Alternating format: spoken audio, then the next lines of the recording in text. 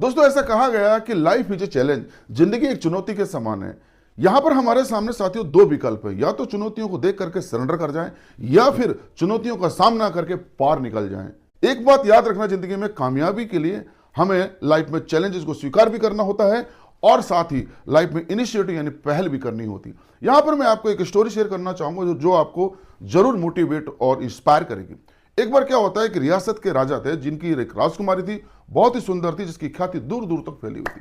राजा ने घोषणा की कि मैं अब अपनी राजकुमारी का स्वयंवर आयोजित करने जा रहा हूं और उन्होंने दूर दराज तक सभी रियासत के राजकुमारों को न्योता भिजवाया।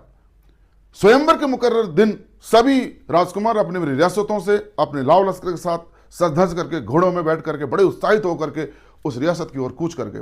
जैसे उस रियासत में पहुंचे तो राजा की एक बड़ी ही अजीब शर्त उनको पता चली। दोस्तों वो शर्त ये थी कि महल के प्रांगण में एक स्विमिंग पूल था जिसमें खतरनाक मगरमच्छ और घड़ियाल थे।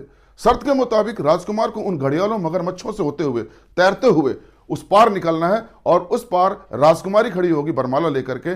जो राजकुमार सबसे पहले पहुंचेगा राजकुमारी उसी की होगी।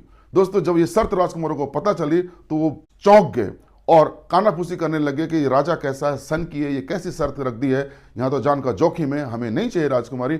और उन्होंने कईयों ने तो मानस बना लिया कि हमें वापसी करनी होगी। इतने में ही स्विमिंग पूल में एक छपाक की आवाज आई। पीछे मुड़ के देखा तो एक राजकुमार ने छलांग लगा दी है और वो तैरता हुआ घड़ियालों से मगरमच्छों से होता हुआ पार स्विमिंग पूल के पार चला गया। वहां पर राजकुमारी थी और बरमाला पहनाई और इस तरह से विवाह संपन्न हुआ। सभी ने तालियां बजाई, बधाइयां दी। इतने में राजकुमार ने कहा कि बाकी तो सब ठीक है लेकिन धक्का किसने दिया।